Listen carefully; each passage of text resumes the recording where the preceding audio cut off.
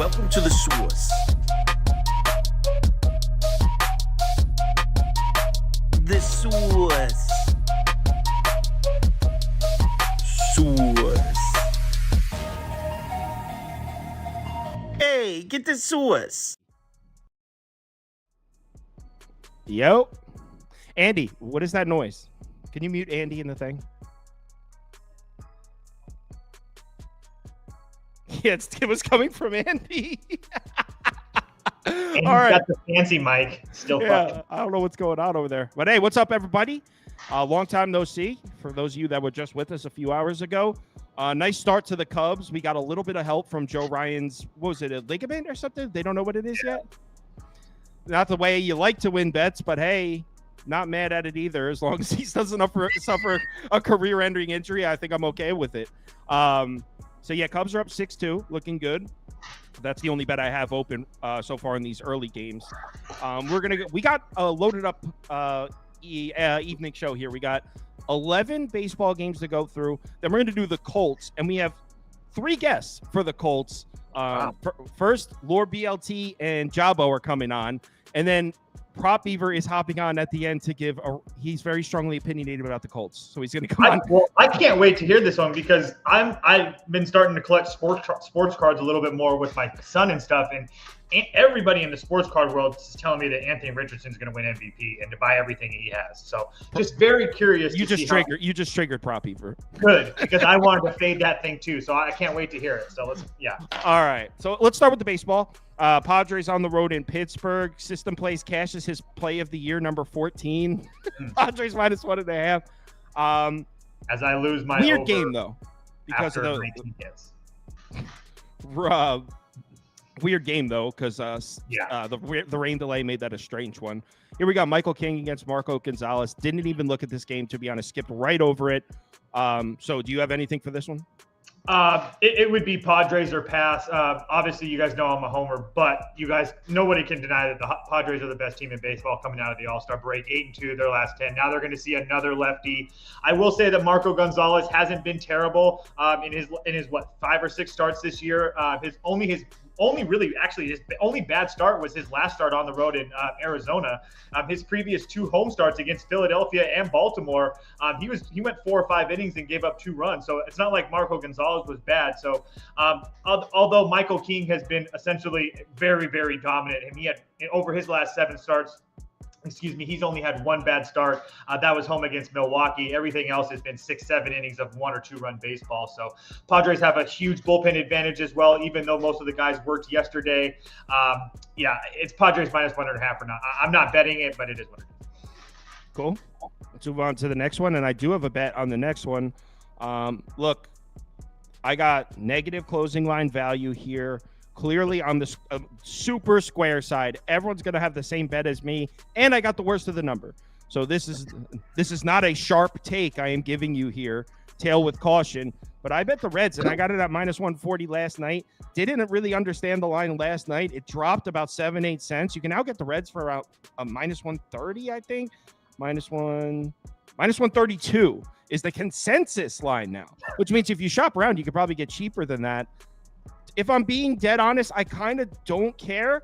I don't care that the market's against me. I don't care that I'm on the super square side. We've seen the market be really, really way off recently. The last 2 games in this series, the market was way off. Exactly. 30 cents yesterday.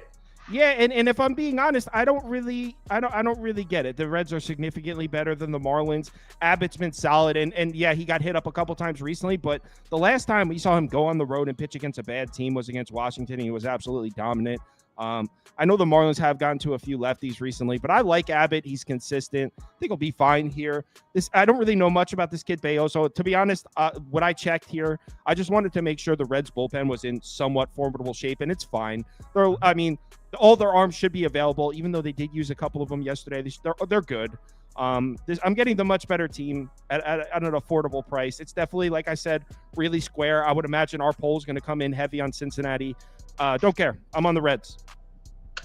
I can't really add much. I would say if I played it, I didn't play it because again, I always wanted to see the line moving because it moved yesterday down, 30 cents like we talked about. And again, it moved down today again. Makes absolutely no sense. Kyle touched on Miami has hit lefties a little bit better. At the same time, though, Andrew Abbott's been really, really good. And over his last 4 road stars, the only team to put up a decent outing against him was the Rays. And we know the Rays at home versus lefties, that's a spot where they usually tend to succeed a lot. So I will say that he did face this Miami team, Abbott, earlier this year in Cincinnati, and they got to him for 5 runs, but that was like a different Miami team. This is a completely roster that's been completely picked apart. So, Bealzo, the only one bad start, he's had 3 starts, 2 of them on the road were really good. His one bad start was at home against Boston, which again, Boston's killing everybody, but that wasn't a good start for him either. So I don't see how the Reds lose this game, especially with the full bullpen available. I mean, Diaz hasn't worked. Well, I mean, yeah, it just doesn't make sense. So yeah, it's Reds or pass. Yeah, I actually bet the Reds. This is one of my bets I have open. I'm on Cincinnati. So, all right, next up. All right, Giants-Nats. Took a long look at this one. Didn't actually get a bet down, but I'm open to. Kind of want to see what Toast thinks. This is I very low total here, but it's low for a reason, and I think there's a very good chance this game ends 3-2 Giants. I was looking at an under, even at 7.5. Looks like you could still get an 8 at -120. I'm not opposed to it. I think both starting pitchers. I think we're going to see a really nice looking pitchers duel. Blake Snell, I know he's coming off a no-hitter. I don't care. He's coming off like 5 no-hitters. I mean, his last 5 starts, he's allowed 2. Hold on. In his last 5 starts, you know what? I have it right here. He's got an 0.55 ERA and an 0.55 whip. He's allowing 1 base runner every 2 innings pitched. So it's like, oh, you got to fade Blake Snell coming off the no-hitter. Dude, he's pitched like basically 5 straight no-hitters. Like nobody is hitting this guy. And as I was just saying, the Nats, I mean, against lefties, yeah, they got to Montgomery last, but before that, Abbott came into this ballpark and pitched a great game into the 7th inning. So Snell, I don't think I need to sell you guys on Snell pitching a good game against the Nationals. I'm pretty sure you could all get on board with that. But on the other side, look, the Giants have been hitting recently, but they've also seen some left-handed pitching, which is huge for them.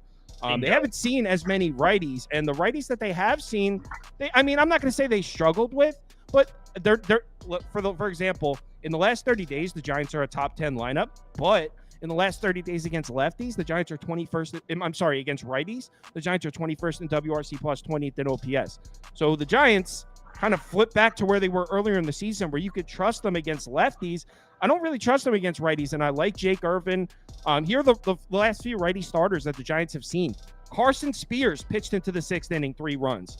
Hunter Green, 6 shutout innings, just 2 base runners. Ross Stripling threw a gem against the Giants.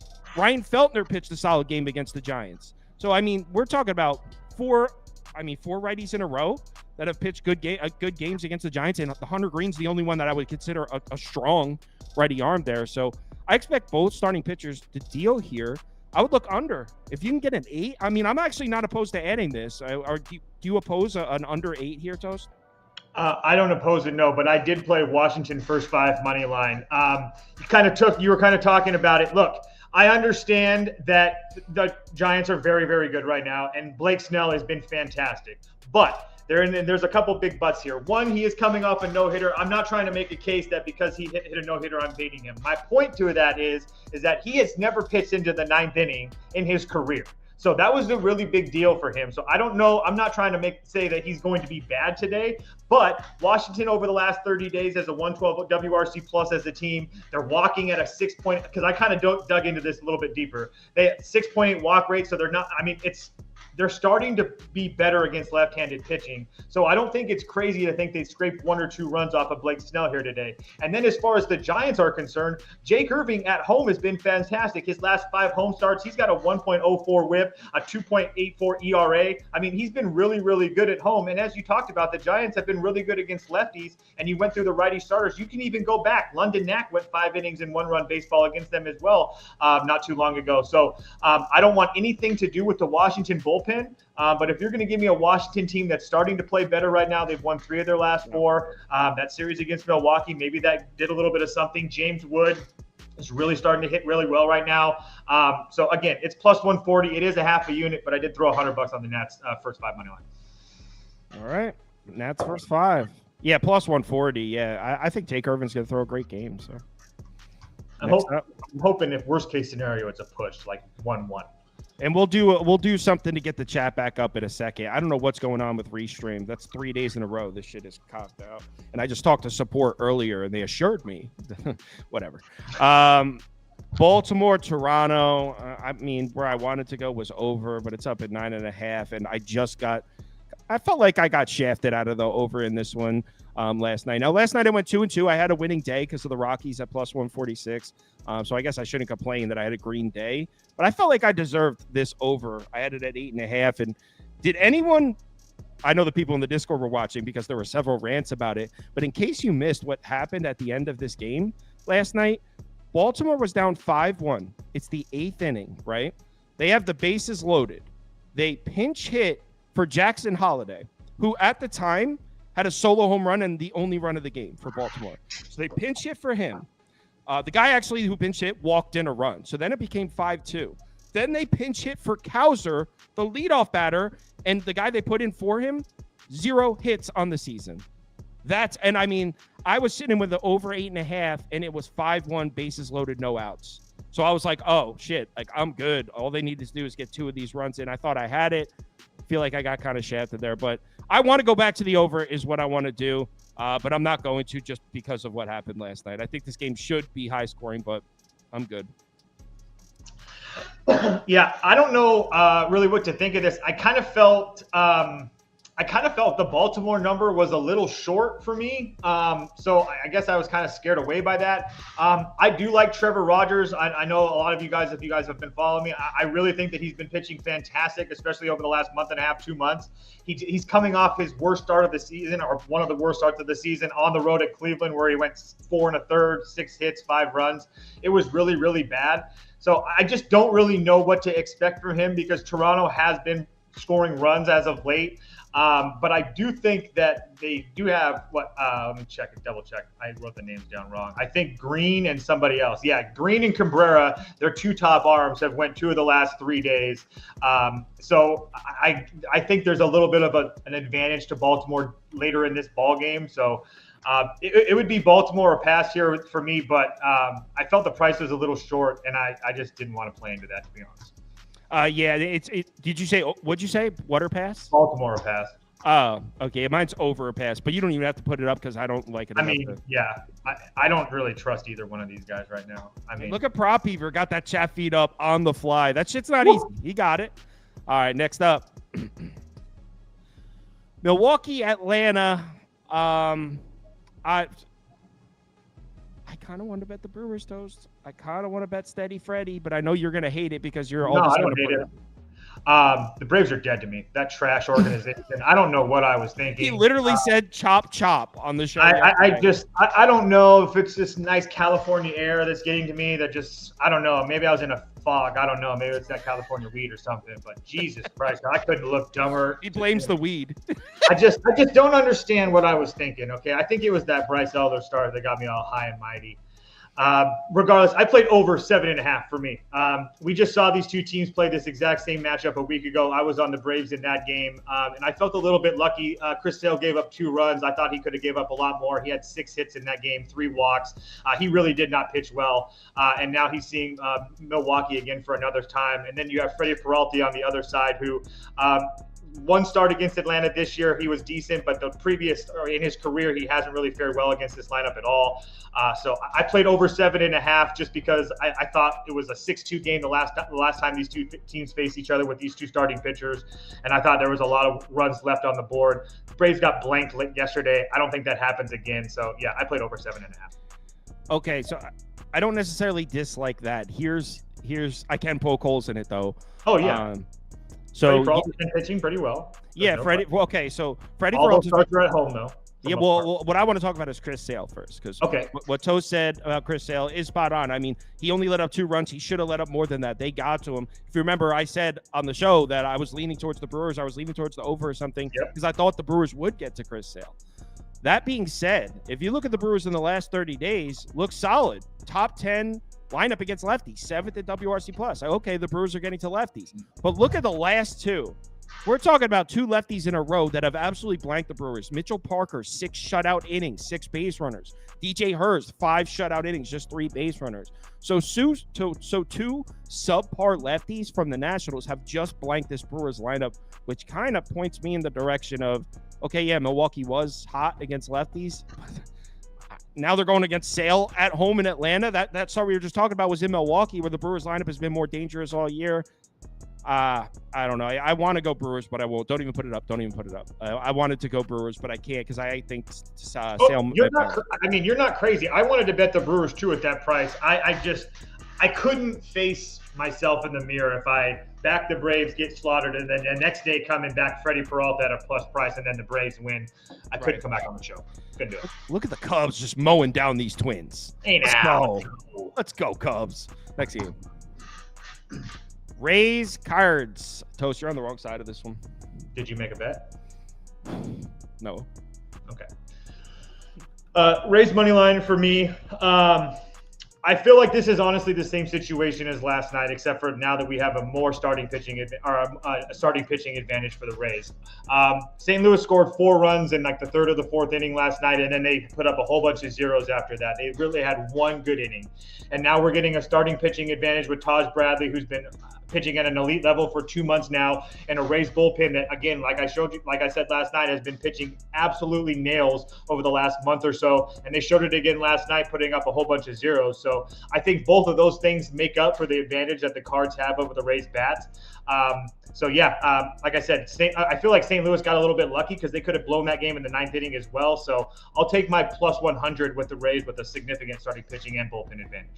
What are you talking about significant starting pitching advantage here, dude? I don't consider Eric Fetty and Taj Bradley remotely the same. Okay, so that's kind of where both Cardinals up for me. But I didn't bet it, so I guess I can't really talk shit. But we're going to have to see an Eric Fetty masterclass here. Everyone's completely forgot how this dude was pitching based on 2 starts. He got hit up. Really quickly, I'm not trying to make a case that the Rays are going to put up a whole bunch of runs. I'd lean under, too, for the record. Like, I'm not trying to make a case that Fetty sucks. But I don't think that him and Taj Bradley are in the same breath. Eric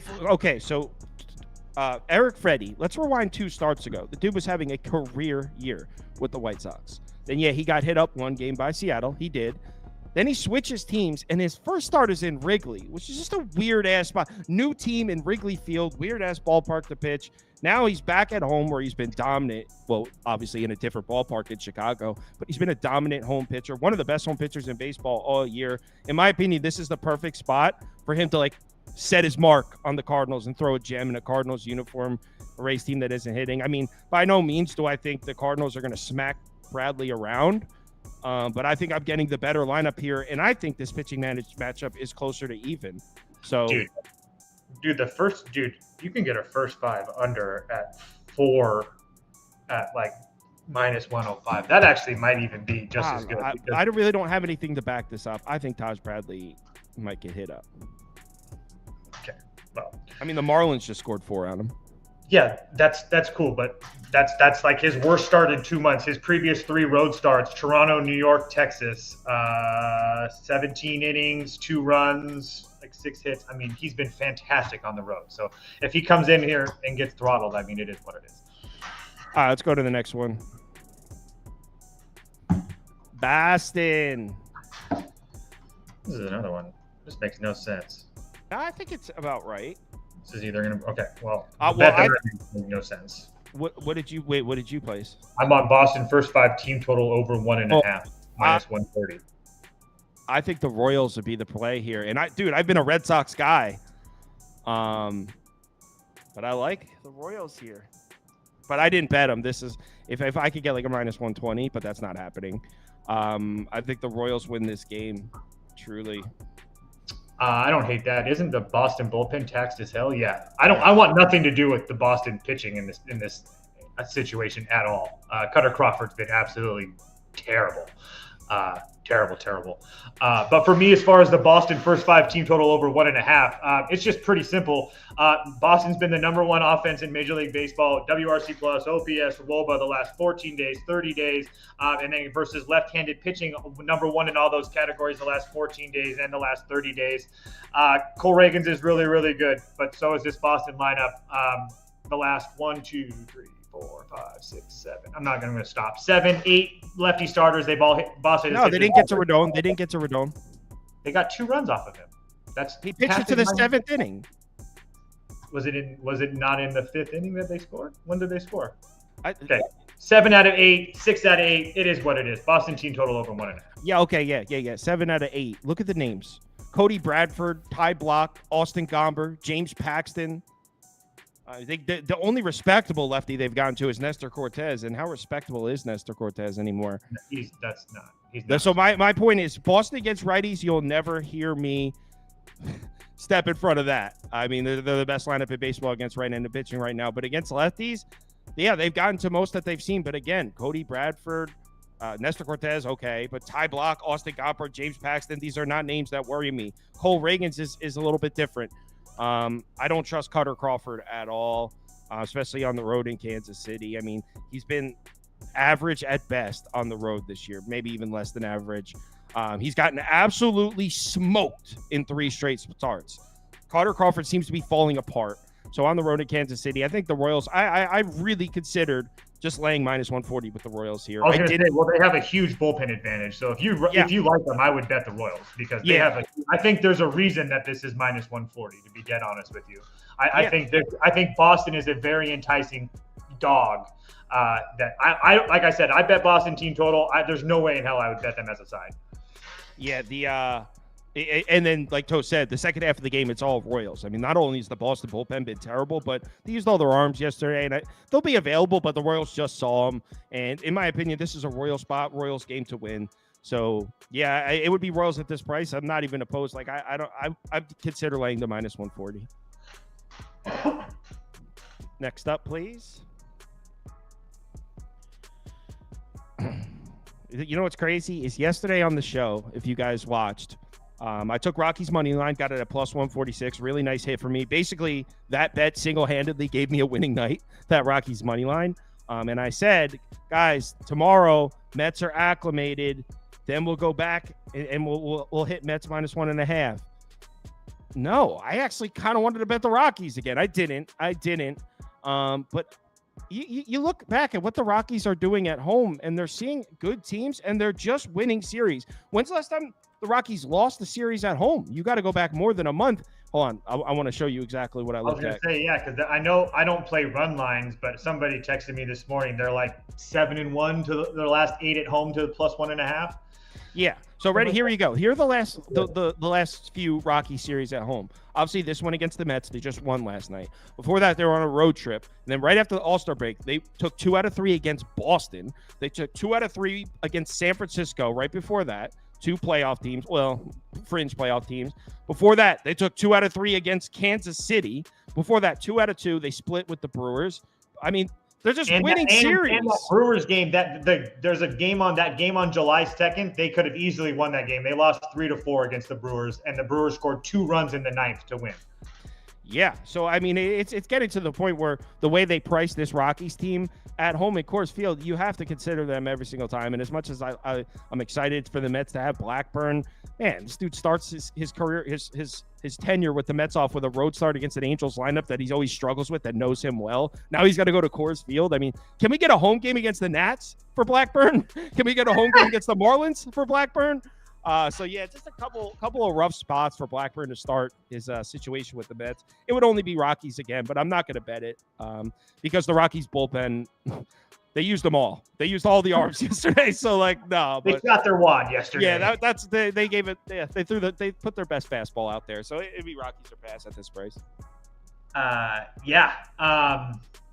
Yeah, I can't really add anything. I mean, and honestly, guys, the Rockies bullpen isn't I mean, they're all still available. They're just you don't really want to keep on putting barrels or bullets into that gun. Exactly. Sooner or later, it's going to backfire on your ass. So just keep that in mind. But yeah, there's no way I can get to the Mets here. It's Rockies or pass.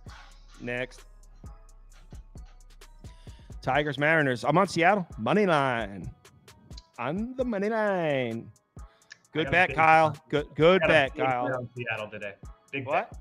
I got you too? Yeah. Yeah. I have 1.3 units on Seattle today. Yeah, I'm on the Mariners for a full unit myself. Let's look at the situation here. Yeah, it's Scooble on the mound, I know, but we have George Kirby pitching at home. I mean, you could even argue that this is a wash at starting pitcher, but even if you want to give the slight starting pitching edge to Scooble, okay, maybe I'll give it to you. Maybe a slight starting pitching edge. After that, I mean, it's not close. The Tigers got one yesterday. It's Mariners today. This price is off. This should be minus 155. The only reason it's not is because Tariq Scooble's name. That's it. So this price, I got this at minus 132. Would still definitely play it at minus 135. Mariners is the side here. Tigers also used a bunch of their bullpen arms. Seattle has the significant advantage in every asset of this game, in every aspect of this game, except starting pitcher, in which case they have Kirby at home. So it's not even that much of a wash. I think George Kirby could throw 7 shutout here. Yeah, so just a couple things to add. Kirby, I know I've seen a couple people say, oh, Kirby struggles with Detroit in his career, his last 2 starts. Yeah, his last 2 starts against Detroit at home, 9 innings, 14 hits, 10 runs. It's been really bad. I'm going to break some little breaking news.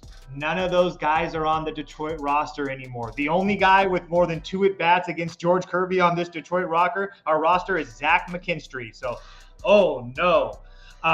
It just doesn't so I think that we're getting a very, very good price with Scooble on the mound and a Detroit team that won last night. But like Scott said, they used all their major bullpen arms last night. Seattle, you didn't use anybody. And oh, by the way, Seattle versus left-handed pitching isn't actually as bad as you would think. Really quickly, let me find it. Did Toast just skip out for you? Sorry.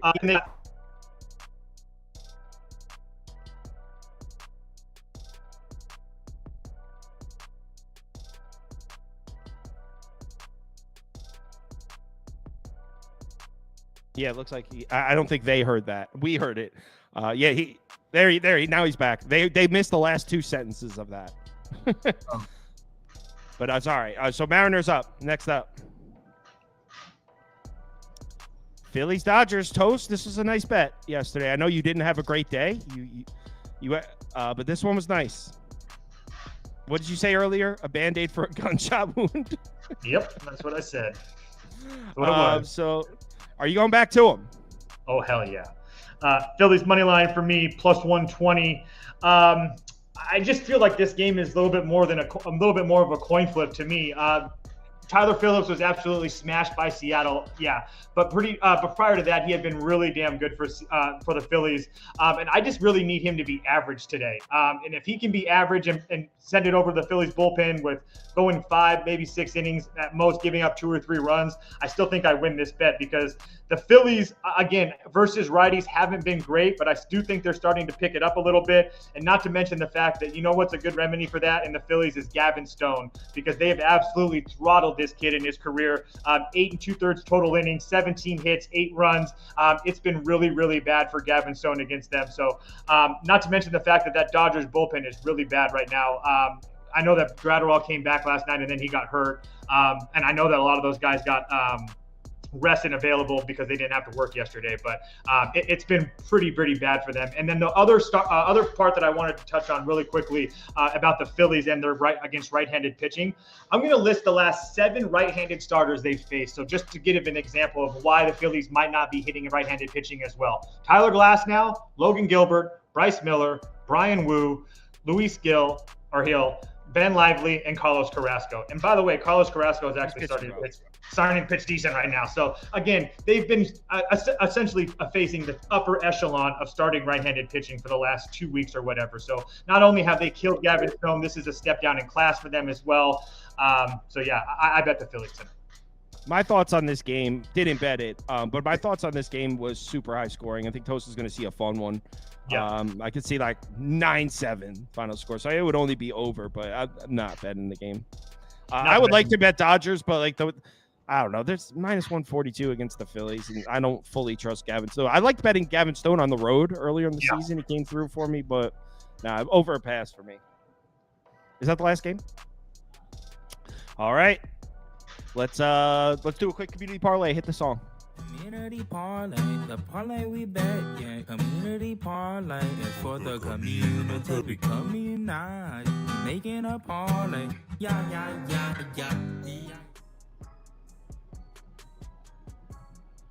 We back? We're back. All right, ready? So we're gonna start at the 640 game. So they like the Padres, Reds, Giants, Orioles.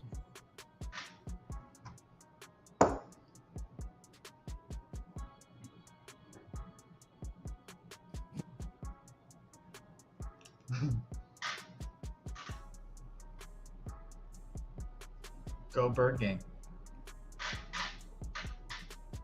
Right now, I'm just focused on the Cubs not screwing this afternoon up. Be a great start to the day. They hit a +120 Cubs. We're through 7. You made me look at the score. I was like, wait, what's happening? Bro, no. It's the Cubs. The land of the heartbreak. They're like all showing fans celebrating, and there's still 6 outs left. It's not good. Are they making the beer cup snake in the stands yet? I haven't seen that one, but they Never a good sign. There was a guy that's like clearly blasted in the cut. He's like passing out hats. And I was like, Didn't somebody fall out of the stands earlier in this game? Isn't that why they had the delay?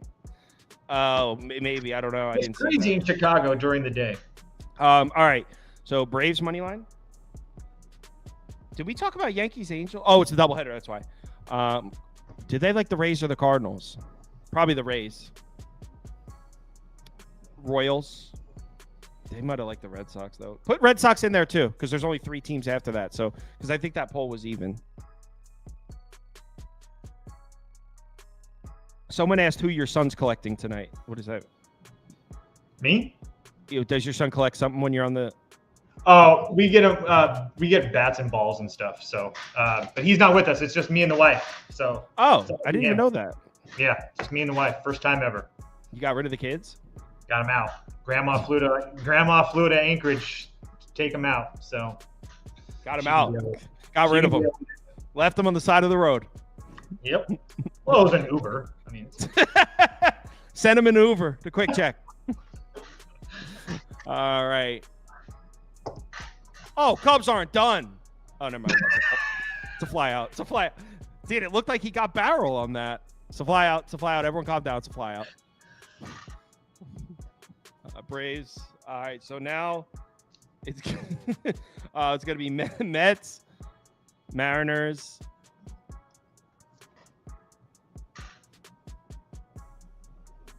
and Phillies. And then we'll put whatever second place people voted.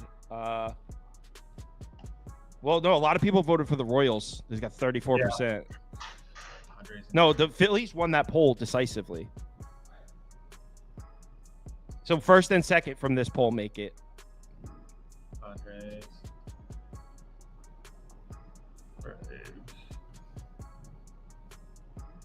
Did I send the link to Steve? Steve might be watching and just waiting because I'm pretty sure I sent it to him. Oh, no, he saw it.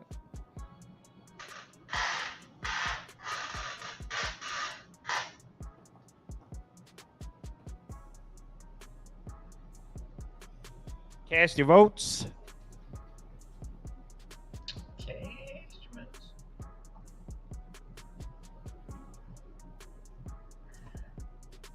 Did the White Sox end up scoring? Oh. White Sox might be on a winning streak. Curious to see. Something we've never thought it'd say. Looks like it's the Mets, and there's Steve. Okay, Steve and Brad Thomas are both with us.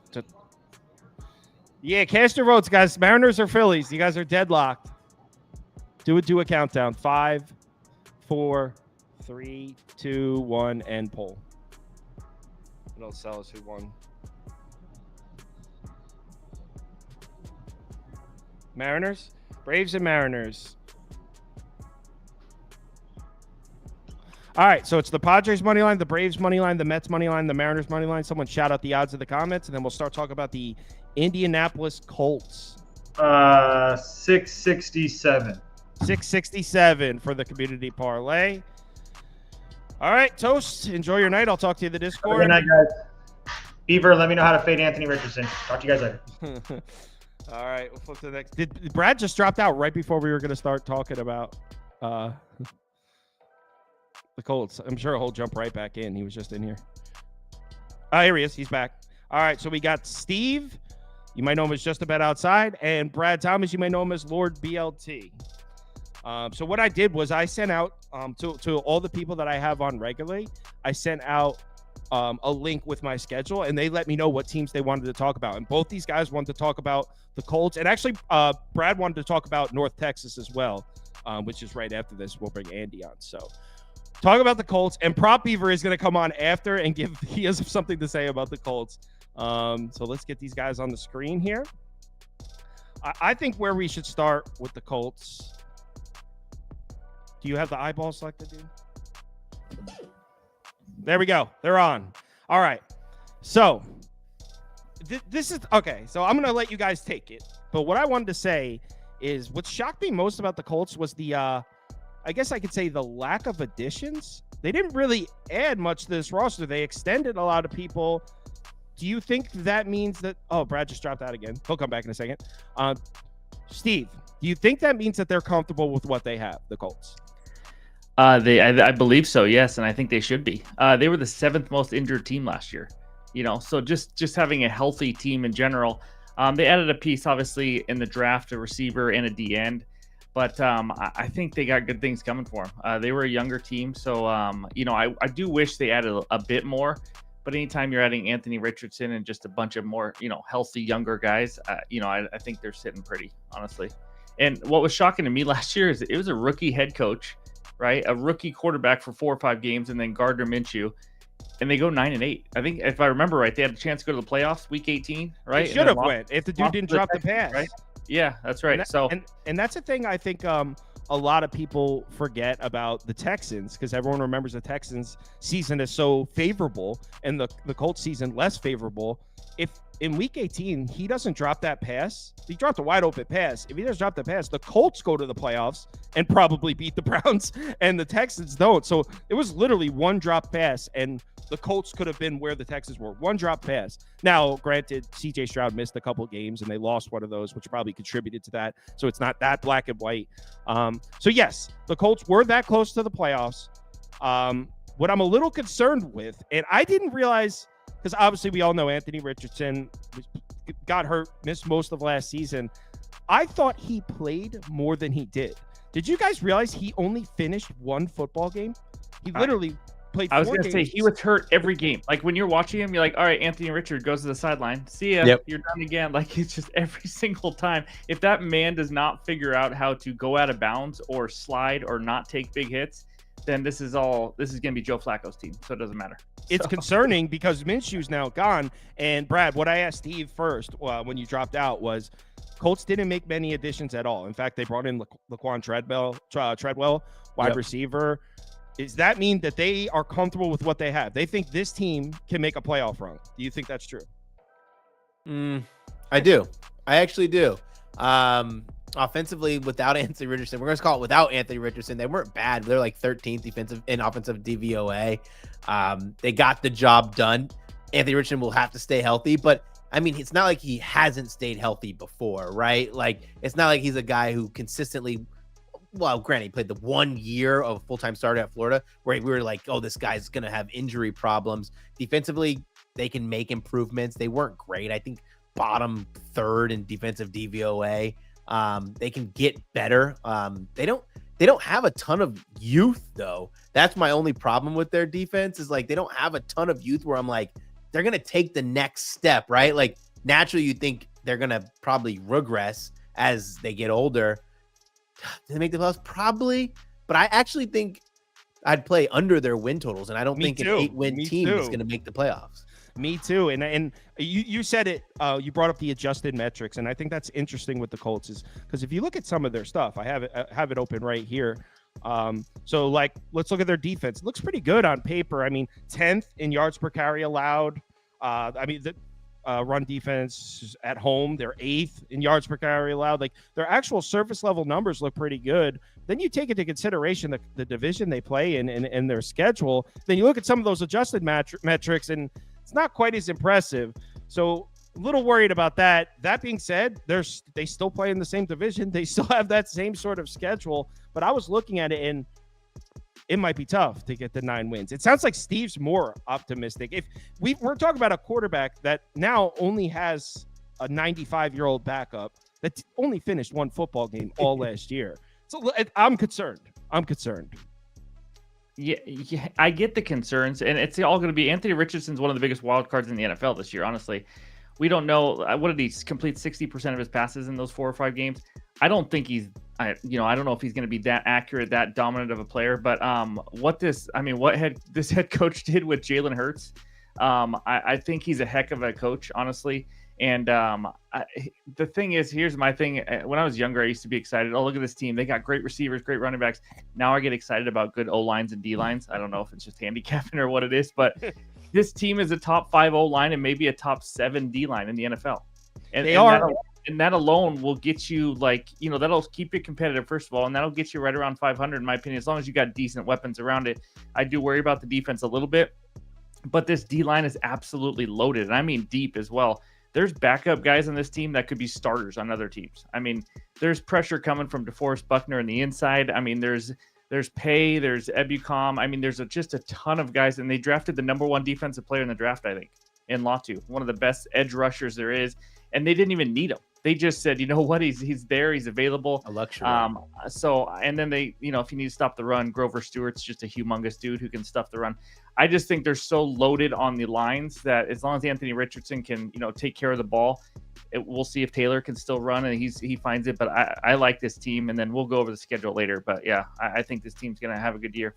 I'm a little concerned about the defense, but the talent's there, and it's because if you remember when Grover Stewart was out, there was a few weeks where they were looking like a straight up bad defense. But maybe now that he's going into the season healthy, I just feel like the variance on the Colts defense is huge. I mean, could I see the defense being really good? Yeah, but I don't think it's crazy to think it could be bad. Also, I'm not too sold. To be honest, Prop Beaver put together he's going to give a rant on the Colts, and he kind of sold me a little bit. He's anti-Colts, Prop Beaver, so he kind of sold me a little on the anti-Colts message here. The couple of the easier games on their schedule are on the road. Like a couple of their easy games, you got at New England, at Minnesota. Like those are the games when you get New England and this year's Minnesota Vikings team on your schedule. That's supposed to be wins. They're both on the road. Like they could drop one of those games. And yeah, you know what? Let's pull the schedule up and take a Denver look at too. By the way, just FYI, last year they played the NFL's number 2 toughest schedule for overall defenses. They were also 6-0 against the spread as favorites. Their team's got to be better. It's not Gardner Minshew that you would think it's better this year. Their 2 DBs, by the way, we didn't talk about, which is a worry for the Colts. I mean, they're secondary. I'm not going to sit here and say they're elite, but those 2 DBs, I think it was Brent and who was the other guy? anymore. Yeah, I think they played, and Dallas Flowers. Anyways, they played like 4 or 5 games together. I mean, the injuries were, I'm not saying they're going to now be good just because they're playing together, but so I think the jury's still out on that a little bit. Wow, so Prop Beaver, he's pro Colts. Yo, Prop Beaver's like, get on. He's ready. Well, we agreed last time too much, so. Yeah, you guys were on the same page about the Jets. Yeah, no, he's just going to come on at the end and give like a rant, anti-Colts rant. So probably you got the schedule on the screen. You do? All right, guys. So let's go through. And it's not necessarily that I agree with what Prop Beaver says. And you'll hear in a second. It's also a weird schedule. There are easy teams on it, but like I said, some of their easier games are on the road. And if you look at Week 4 against Pittsburgh, you would assume home against the Steelers, that should be a win. I don't like how they beat the shit out of the Steelers last year. That leads me to believe they might drop that game. And I know that's not necessarily a great indicator, but I remember I had the Colts in that game, and they beat the hell out of Pittsburgh. So the fact that Pittsburgh gets their revenge immediately, I could see them dropping that game to Pittsburgh. And a lot of their wins on their schedule, I could see as potential losses. So it's tough to get to 9. Yeah, it's funny because like when you look at their schedule, like you think, you open the season with the Texans, with the Texans, then go Packers, then Bears. You're like, okay, we pick up a win at the Bears. That's your expectation, right? But then you welcome back in the Steelers on the revenge angle before you go on the 2-game road trip. I know it's you have Jags and then Titans, interdivision, excuse me. That's always scary, always on the road. So I count that as 1-1 right there. Then they play the Colts, Texans again, and then travel to Minnesota.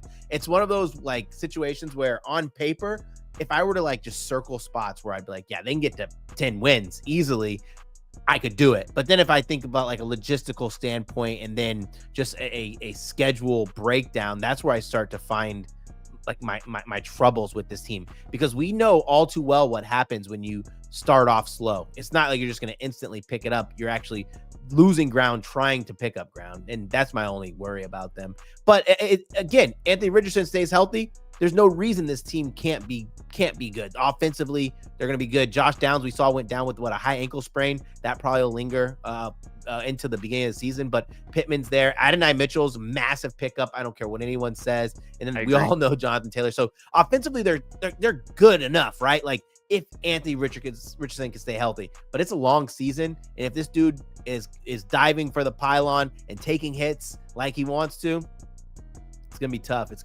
And he had a shoulder injury. I think that's what scares me too. Is like shoulder injury, like I heard he re-aggravated a running quarterback June, who doesn't want to slide, doesn't want to get out of bounds. Yeah, I heard he was like still dealing with it as recent as June. Was still dealing with that. Wow. I don't even know if he's 100%. So, all right, we're kind of ganging up on Steve here. Steve's the only pro Colts. So, Steve, why don't you take us through the schedule and show us your path to 9? So I agree with you guys. The start is not ideal. First of all, I think they're equipped to beat teams like Pittsburgh, because Pittsburgh relies on getting to the quarterback, relies on that front pressure. They have an O-line, and if it's early in the season, they're still healthy. This is an offensive line. I'm not going to say they're on the Lions level, but they can bully some teams. They can. And if Jonathan Taylor gets it going like his rookie year and this O-line stays healthy, they can just kind of control teams and kind of, keep them away from Anthony Richardson. Obviously, he's going to run as well. But here's my thing, and what made me really like the over 8.5 wins is if you look at the last 5 games, it's a 5-0 run.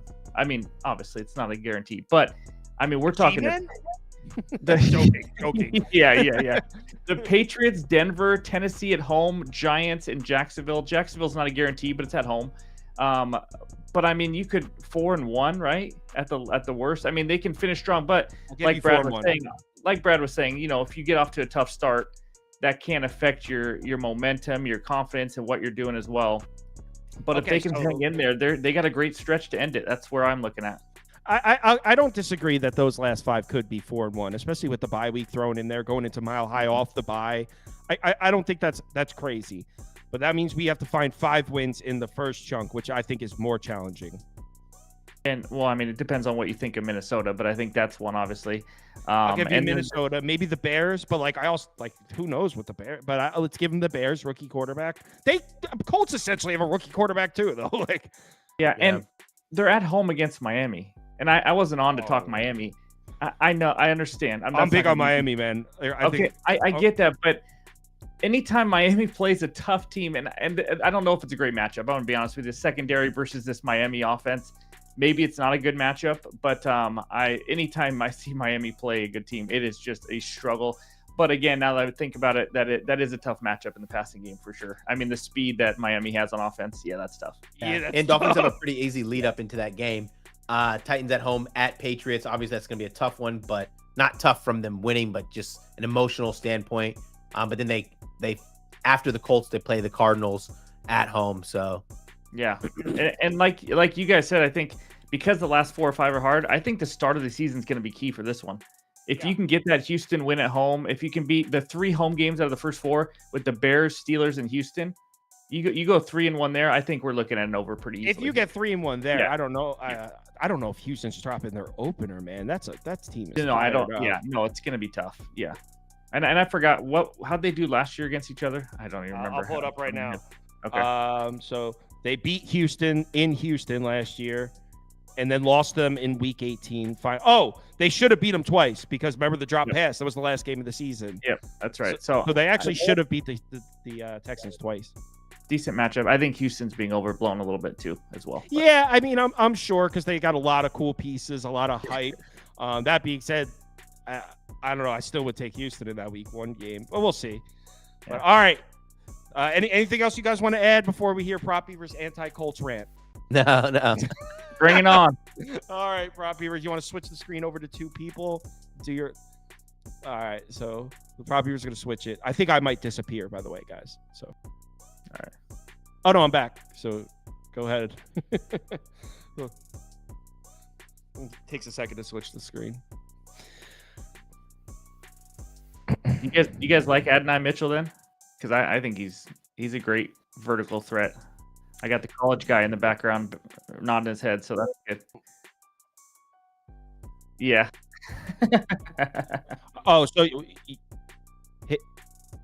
hit the Yeah, exactly. Yeah.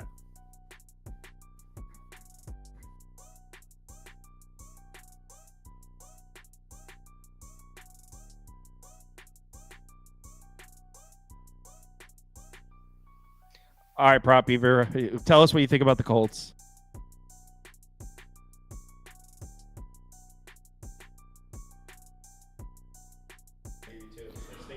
Kings, Queens, you can hear me, everybody?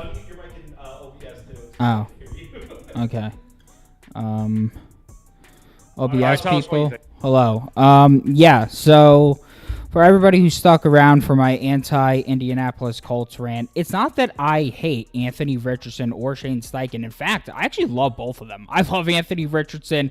Watching him in Florida, I had a bit of disdain for him, I must say. Watching some of those Florida bets, I wasn't in love with some of his decision-making, Jesus Christ, but a lot of people that I respected through the draft process were really high on him, and then matching him with Shane Steichen, who did wonders for Jalen Hurts in his career, then also worked with Justin Herbert really well. I was really excited for the two to work together. Now, the problem is, it's not that I'm really down on the duo working together. I'm just down on the Colts as a whole. This is still a rookie quarterback that is essentially going to be working here. And the thing is that Anthony Richardson, yes, he did play 4 games last season, but he really only played 1 full game last season. He left 3 games early, a knee and an ankle ailment, a concussion, and then he left with a shoulder injury. And then on top of that, people could say, oh, well, Gardner Minshew started most of the season for the Colts last year. Gardner Minshew really wasn't even that bad. He had a 1.5% passing DVOA. That was roughly on par with Kyler Murray, not far behind out of what the Eagles got out of Jalen Hurts, and Richardson had a 4.6% passing DVOA. That was not that much better by an appreciable amount. Do we really think that we're going to get this insane, out of the world, passing DVOA out of Anthony Richardson, season 2, coming crazy?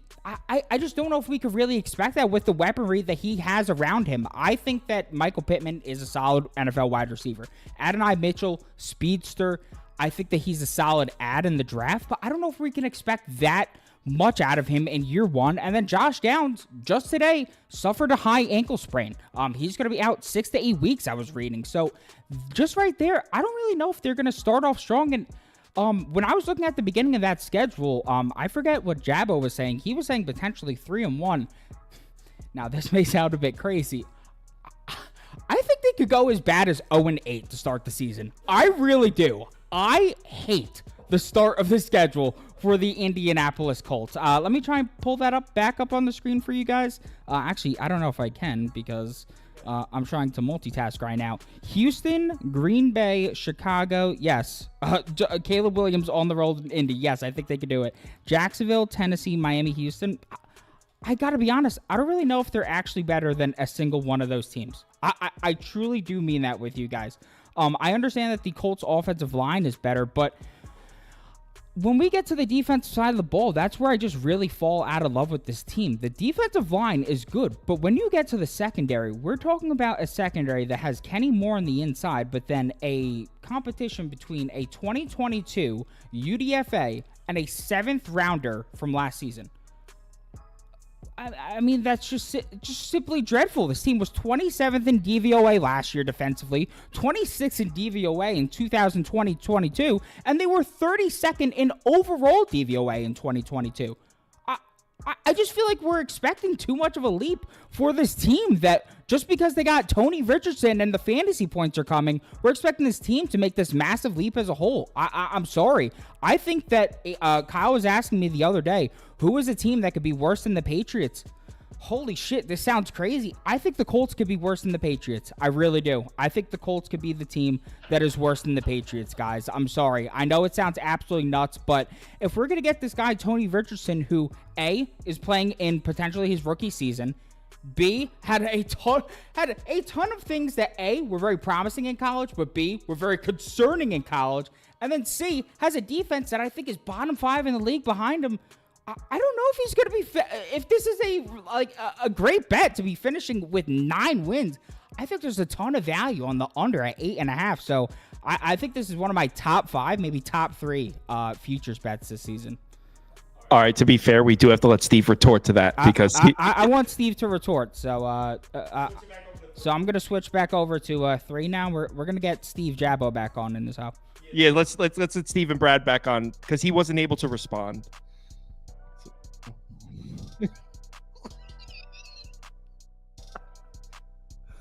Make sure you mute your mic too, and mute it in the other screen too.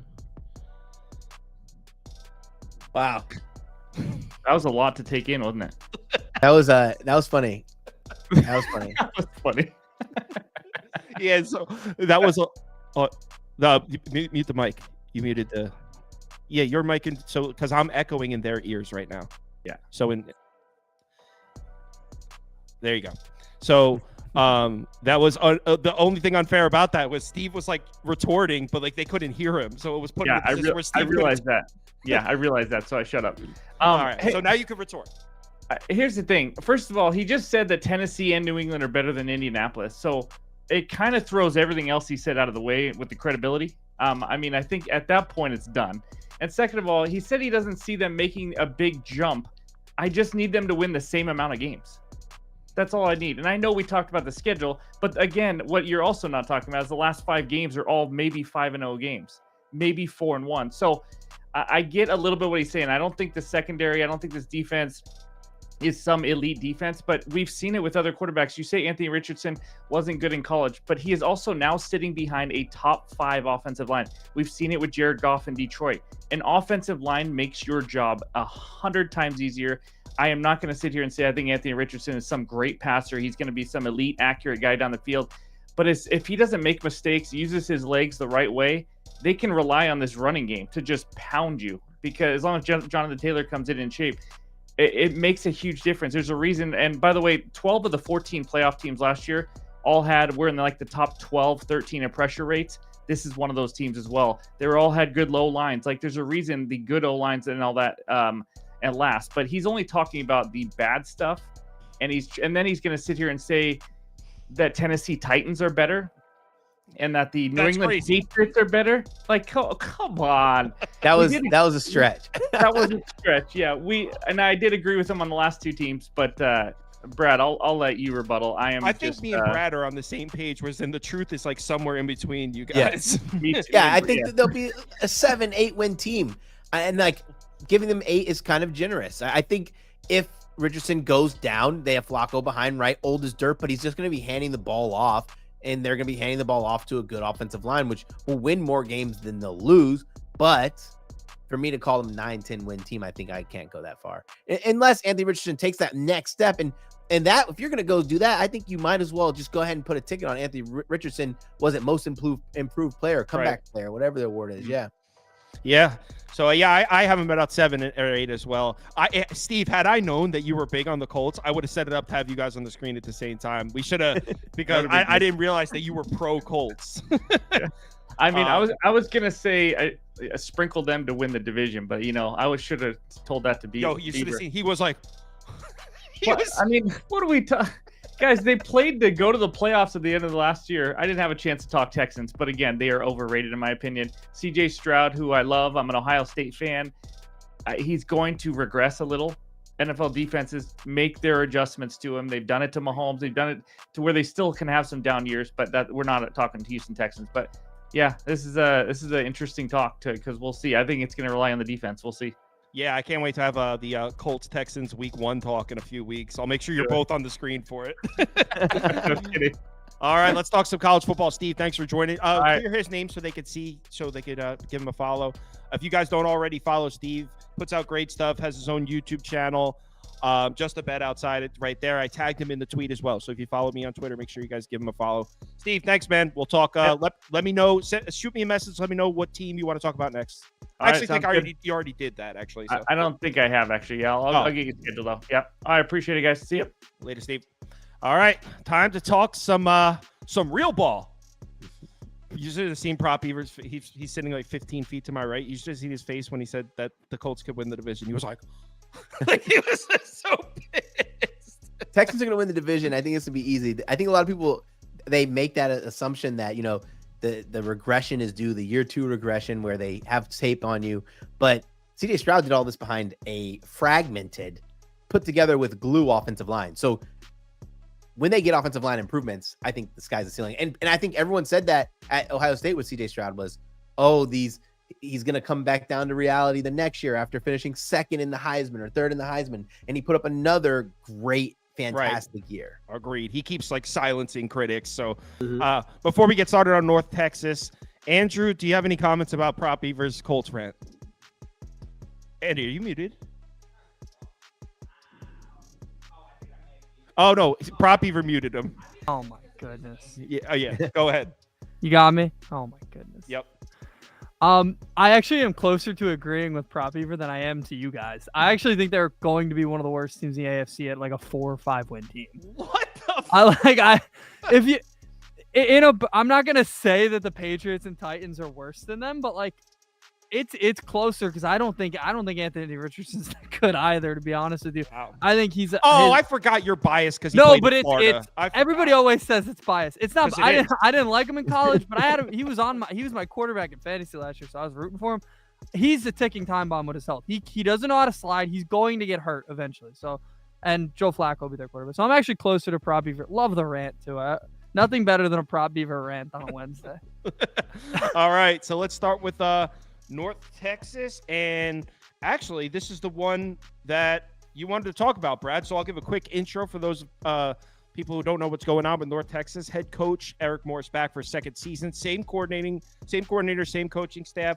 5-7 last year, 3-5 in conference, 104th in returning production, 11 returning starters. So I guess why don't we start with the biggest position? What is Chandler Rogers to Chandler Morris a downgrade? Because I'm not sure if it is. No, I don't think so. Yeah, I didn't want to take away from what Moose was going to say. I saw him saying something. No, you're good. You can keep going. I agree with you guys. I think if it's a downgrade, it's minimal enough to not even insignificant. Yeah. Okay. So I think this team's going to be interesting, right? They scored a ton of points last year, but North Texas is always one of those teams where they're either really good offensively or really good defensively, but they very seldom put both together at the same time. I don't think he's going to be a downgrade by any means. I was actually pretty gassed for this to come in, and that's all I have to say on Chandler Morris there. Yeah, I agree.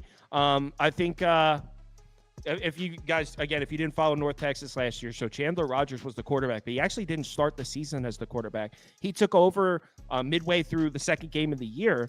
And then, like I said, North Texas went 5-7. But when he took over his first game starting, they were 0-2. So they really went 5-5 with him. And his stats were nuts. 3,400 yards, 29 touchdowns, 5 picks.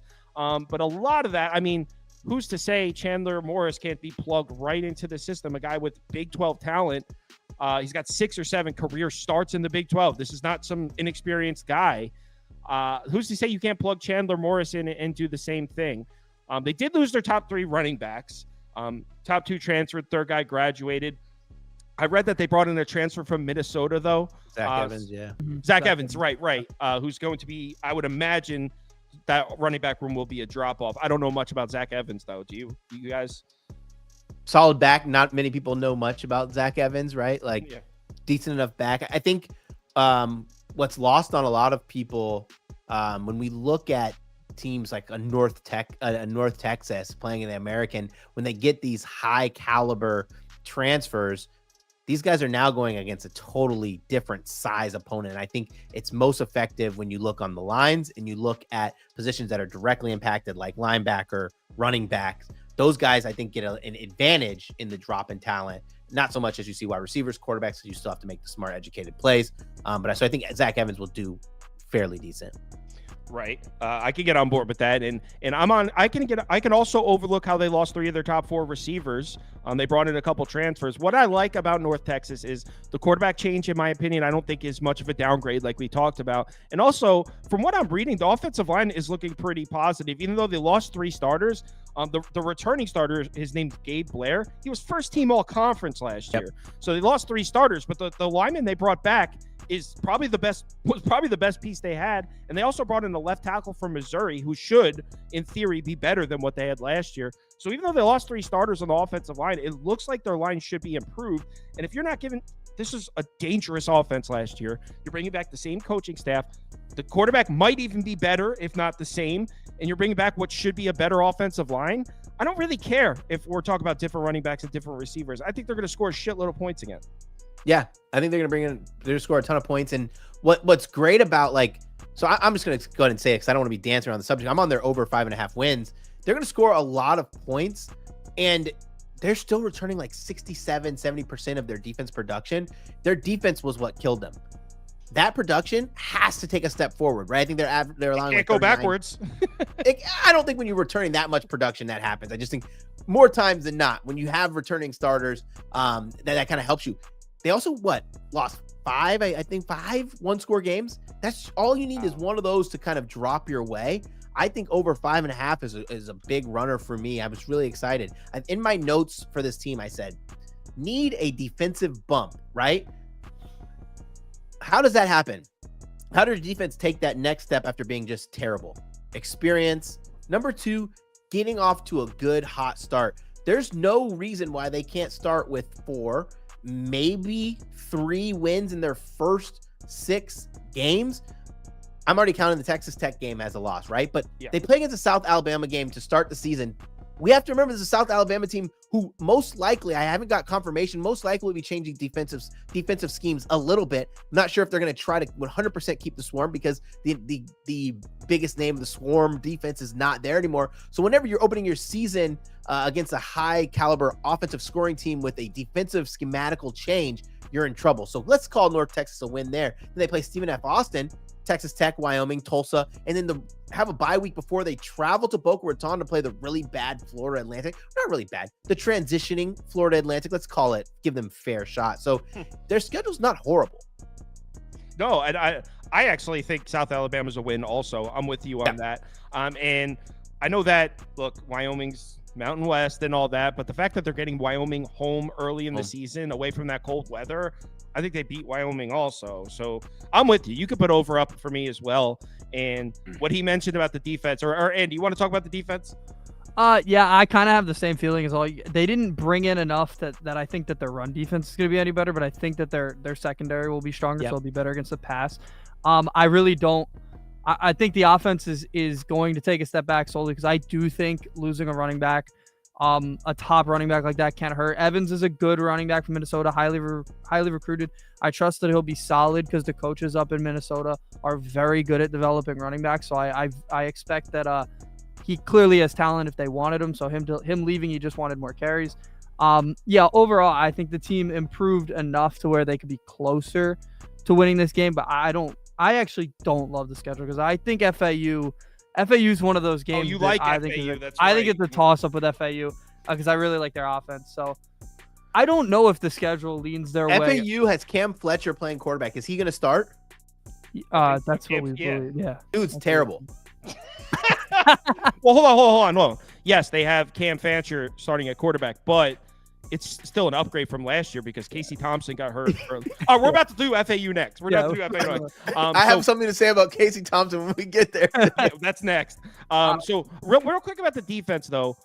They brought it. They killed it in the portal in the secondary. They brought in 5 DBs.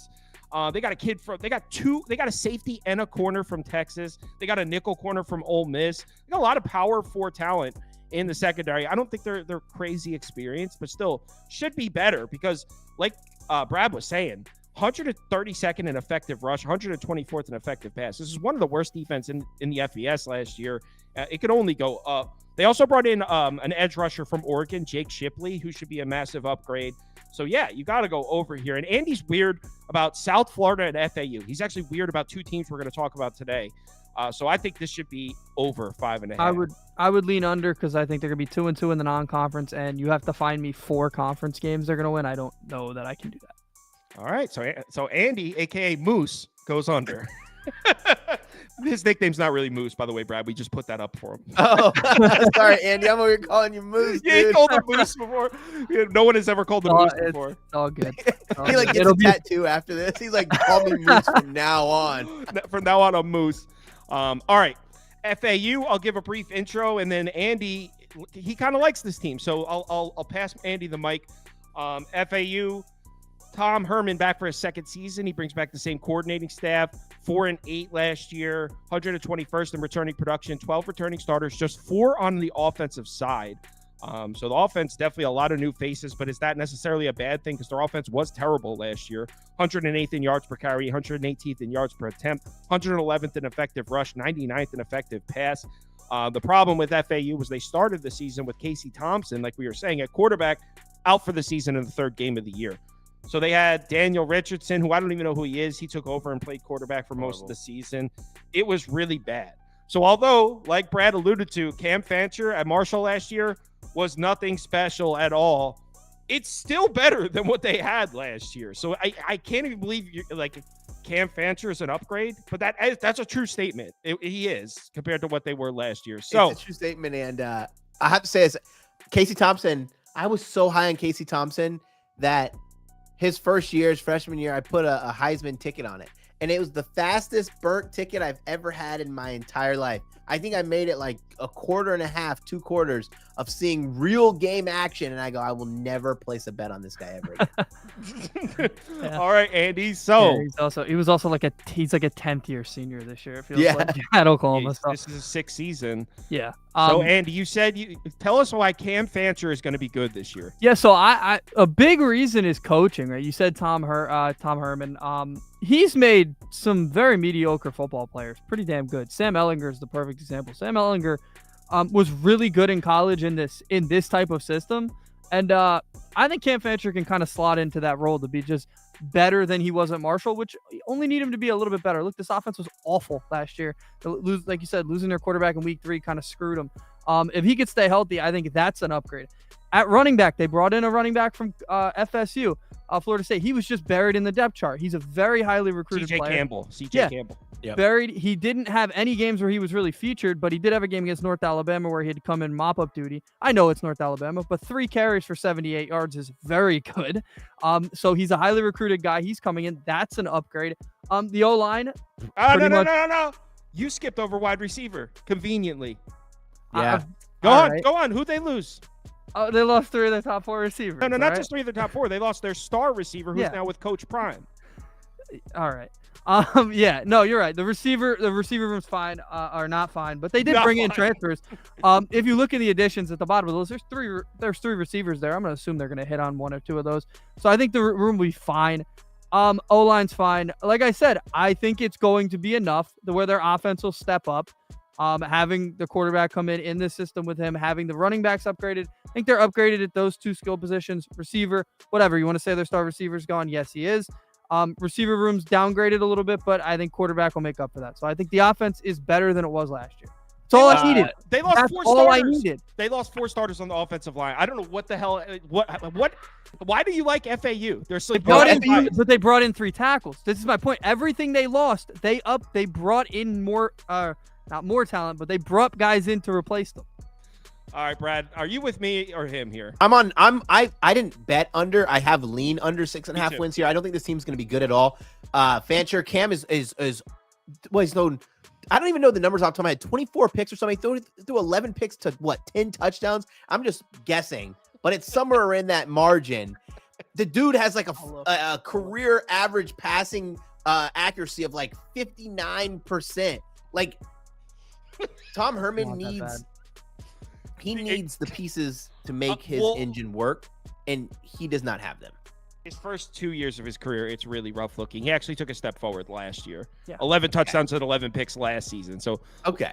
the previous of his career, I don't know. Like, if you watched, not- watched those picks, that like I just remember like watching the picks he would have. Like I think in one of the games he had consecutive picks on drives. So he got the ball, threw a pick, got the ball back, threw a pick on the very next drive, and they were like not good throws. I don't know. I could be wrong, right? Like I could be wrong, but I just feel like 7 wins here. I don't like it. I don't like this team. Offense is not returning up production. Defense not even. Well, The no, defense is actually, right? yeah, I could say some positive Yeah, things I don't want about to say the anything defense. bad about defense. I think the defense is okay. Tom Yeah. Herman gonna have And a good defense, so. They brought in a D tackle named Prince Boyd from Purdue, who's supposedly pretty good. They only lost one linebacker, and they added a piece they like. It's somebody I don't know. They added a piece, only lost one.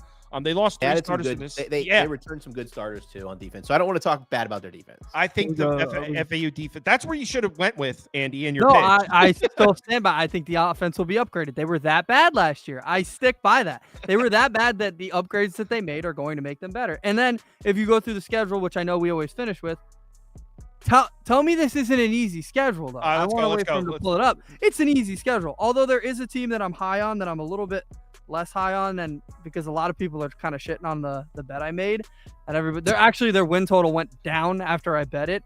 Their week 1 game against Michigan State. So I really don't even know how to feel about that one. You don't know how you feel about a week 1 game at Michigan State? Dude, They're going to score 0 points.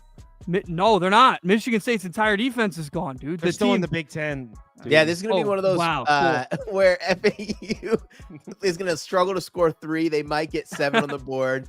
And then we're going to look at this like 35, 40-point blowout. And you get 4 straight wins. No, 1 straight win. Army. FIU with those 2 edge rushers. Fancher's going to turn the ball over against FIU. It'll be close, but then you get 2 back-to-back Army. UConn Wagner. No, I'll give you 3. So they're 3-2.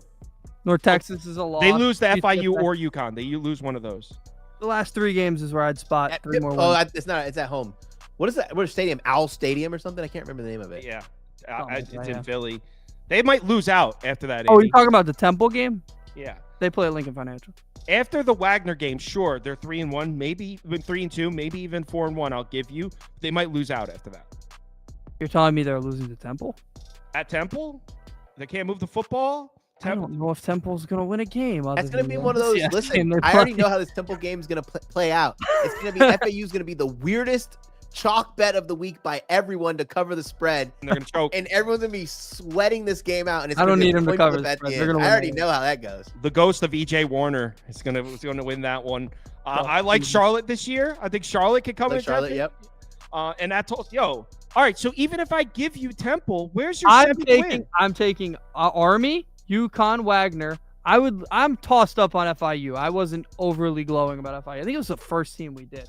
And then I think they can win the last 3 games. I was good on Charlotte too, but I think at Tulsa? Yeah. Did you go through Tulsa yet, dude? Tulsa's not very good either. Yeah, it's FAU. All right, so disagreement here. Let's move on to the next team, which is I have Tulane down next, right, Andy? Yeah. Tulane is next. This team, I had no clue how to feel. Yeah, this is a very big question mark team because the Willie Fritz era is over at Tulane. 23 wins in the last 2 years, too. He went out with a bang. He took the Houston job, by the way, and he brought the defensive coordinator with him. The OC also left, though. He took a job with LSU. So we're talking about a complete overhaul as far as the coaching staff at Tulane. They hired the guy from Troy, Summerall. He's been with Troy the last 2 seasons, who brought both of his coordinators with them. So basically, the coaching staff from Troy last year is now the Tulane coaching staff, which I guess is solid that they've worked together before. That's usually a good thing, I would say. I like how UTEP did that with Austin Peay. So I that's cool with me. They did bring back a lot of starters, but lost some of their depth. I mean, 96 in overall returning production. They have 15 returning starters listed, though. Here's the thing. It really comes down to what you think about Ty Thompson from Oregon and whether is he the guy? It's going to be Ty Thompson? Do we know that for a fact? Oh, yeah. I heard he's battling. He won't be. Okay. He won't. Yeah, he's battling, but he'll be the guy. He is. He might be a sleeper for like. I mean, I guess he's not a freshman technically. No. Sleeper for what? I was gonna say conference freshman of the year, but he's Oh. technically not a freshman. So No, Yeah, he's good. He's gonna be good.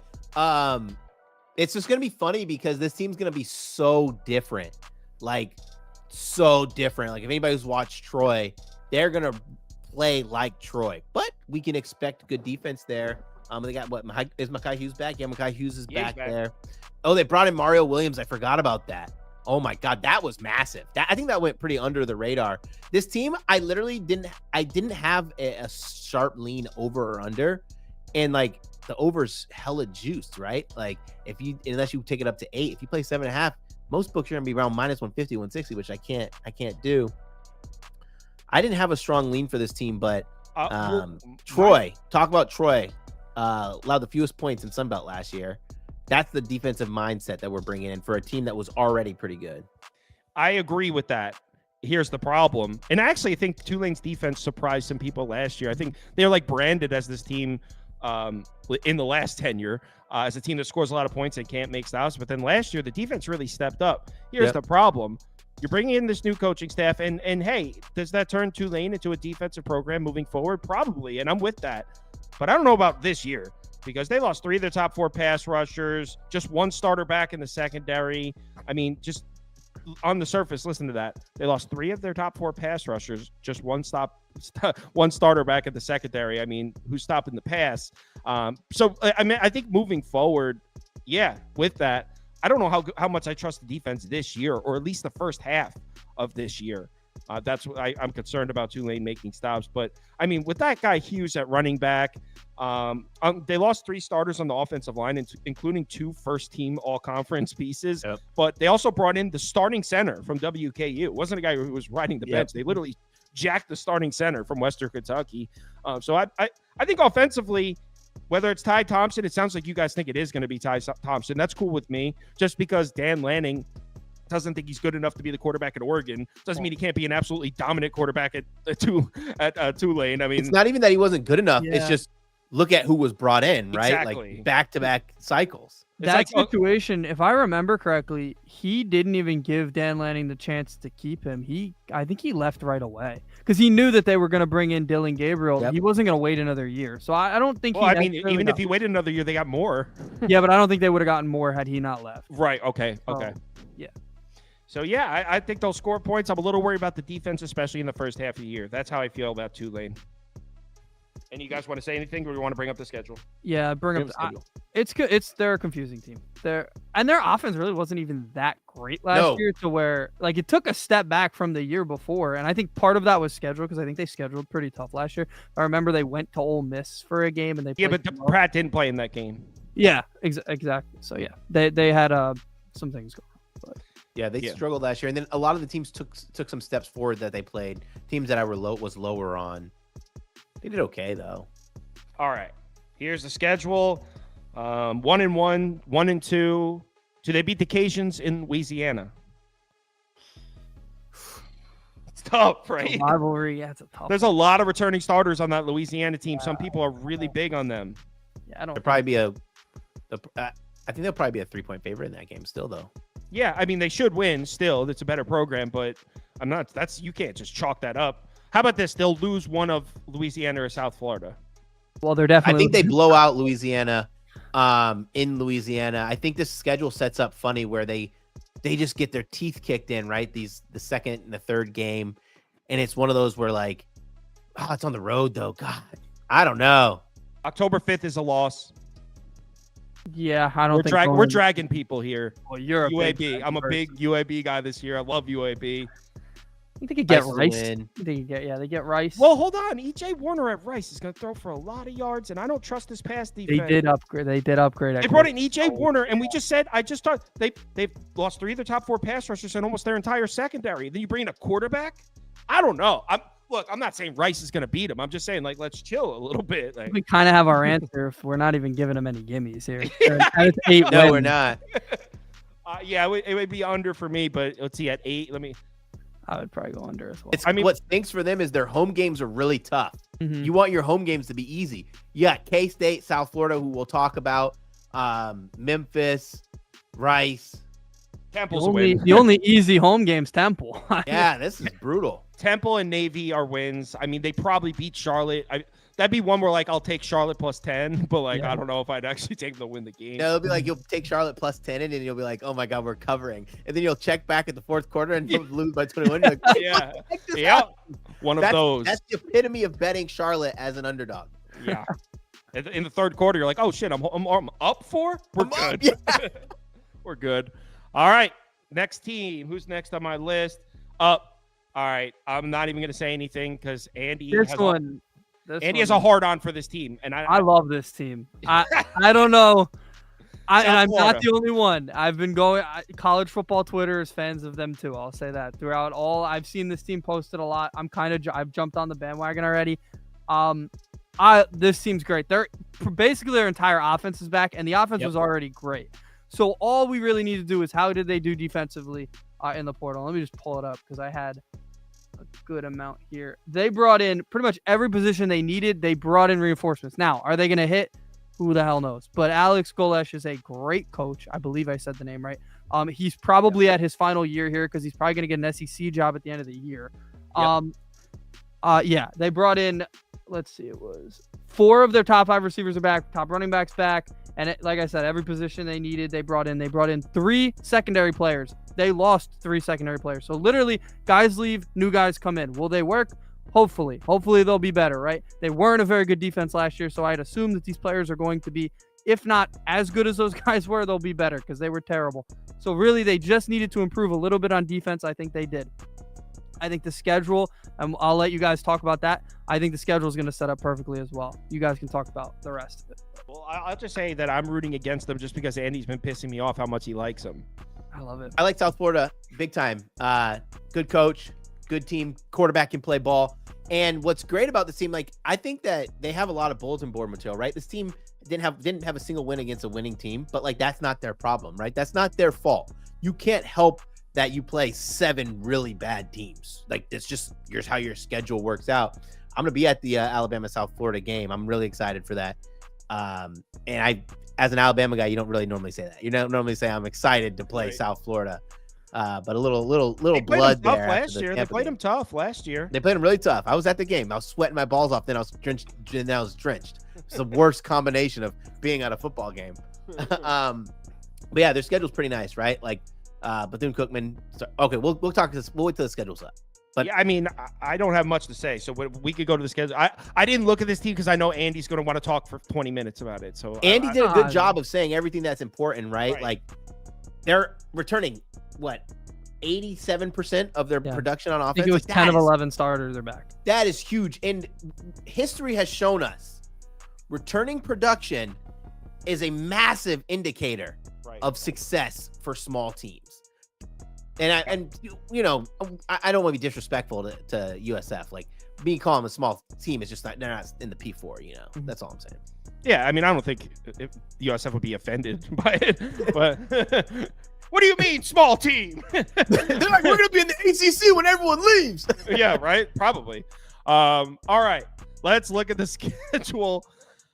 I mean, like, do I see losable games here? Yeah, but do I think they lose them? Probably not. I mean, I think Southern Miss is going to be better this year, but do I see them beating South Florida? Like, probably not.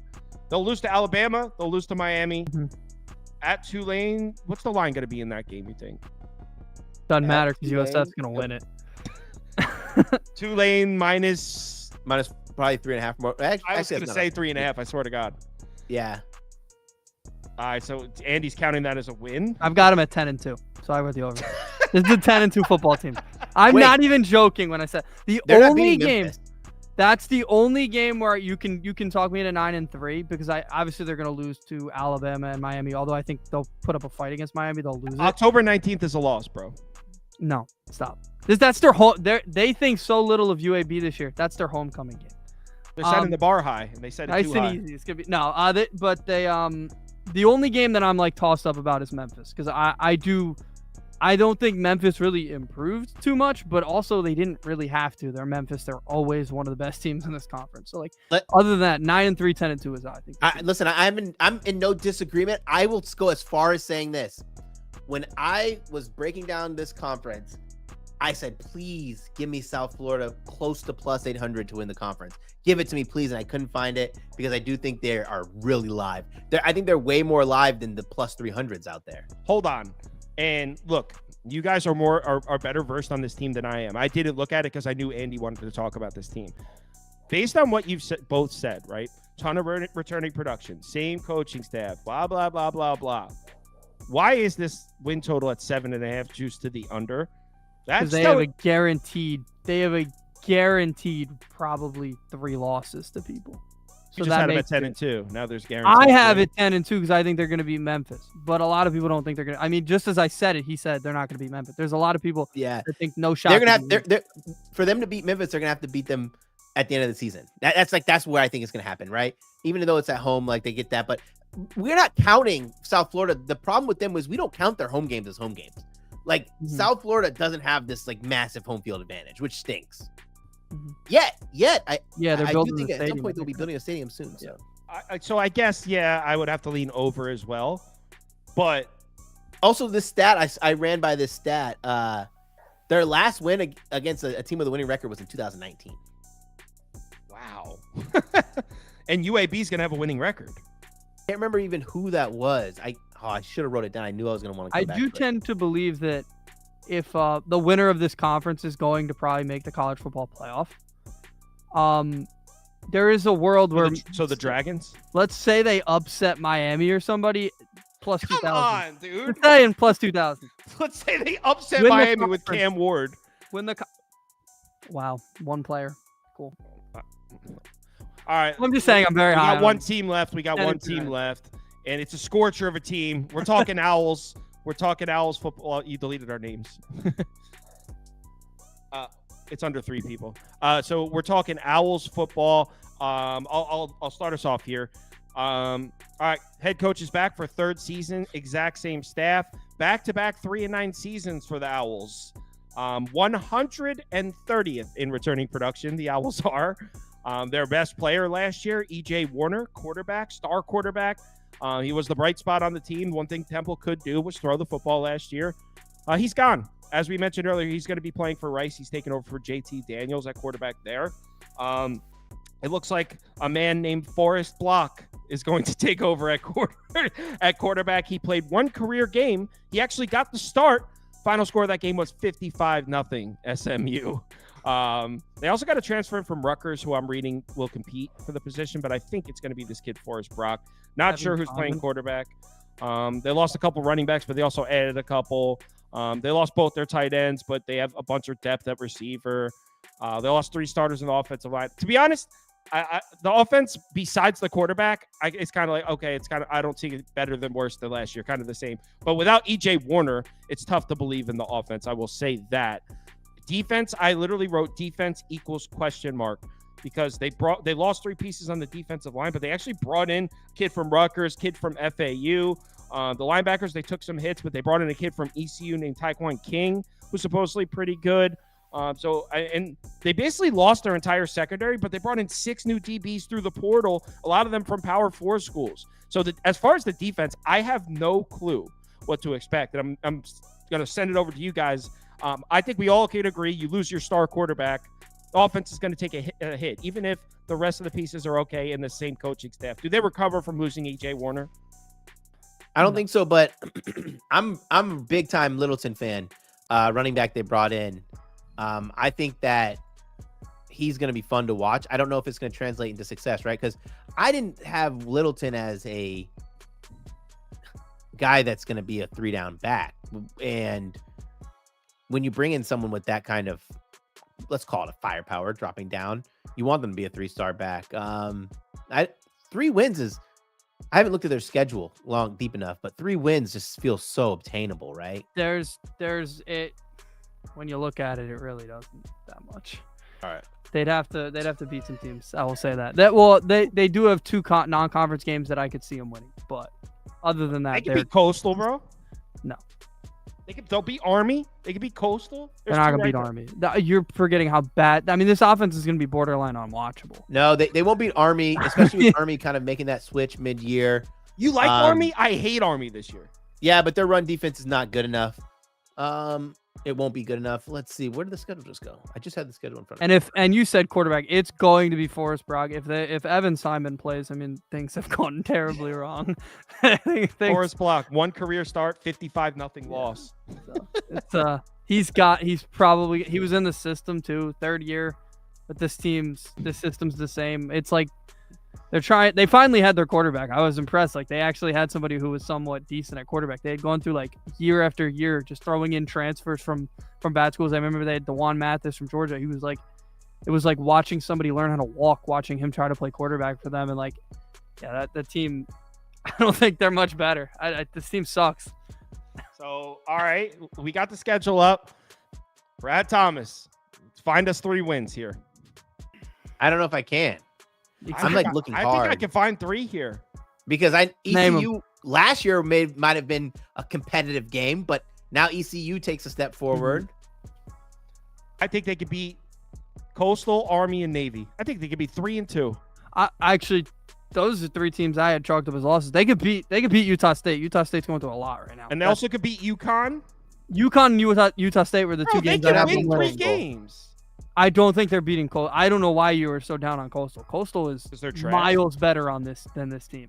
Yeah, they're trash, but this is Temple. Yeah, this is like the trash that, like, when you drop something in the trash, it's so far down you don't want to pick it up. You're like, that's lost. That's the part of trash. Like, Coastal is more like the stuff that you rummage through and you're like, I could get it, So Coastal is the top of the bin trash. Yes. And Temple's buried. Far more classier trash. I'm putting it over because it's not that I necessarily see 3 wins, but I see like 4 winnable or 5 winnable. Until we watch them week 2 against Navy get boat raced, and then you're like, oh well, maybe I'm going to beat Navy. I don't think they are. They're going to be humming a whole different tune with South Florida's 0-2. EJ Warner threw for like 400 yards against Navy. Forrest Brock will throw for 40. Enter Forrest Brock. Oh, he did go for 400. Oh my god. Yeah, I know. Yeah, they beat the shit out of Navy last year. Oh my god. They whooped Navy's ass last year. Yeah. They own Navy. Temple owns Navy. Temple will own nobody this year. I took Warner's passing over in that game, and I just remember I felt like he threw for 400 yards. I didn't really know he threw for 400 yards. No, he did throw for 400. If he was back, he'd win them a few more games. But their offense is gonna be. All right, well, fine. I'll be the only one on the over. I'll stand tall on my over 2.5. It's not. I mean, I'm not betting this just because I've been saying it. I can't bet a team to only win 2 games. Just doesn't feel right. Like, you're betting on them to have a disastrous season. Yeah, and that's very hard. All right, we got through all 5. Can you clear Brad's name so everyone can see his Twitter? Mr. Brad Thomas is his Twitter. It's written right there. He posts. He's guest spotting all over. He's got a podcast. He's guest spotting on all different types of shows. He tweets it out where he's going to be. So follow him on Twitter. And right, that's the best way to follow your stuff is Twitter. Yeah, follow me on Twitter at Mr. Brad Thomas. Cool. Yep. And he's tagged. I responded to the tweet and tagged him in there. So if you follow me, just give him a follow. Brad, thanks for joining us. Tomorrow, probably same schedule as today. I'll take a look and tweet it out. Tomorrow too. Yeah. So everyone have a good night. Bet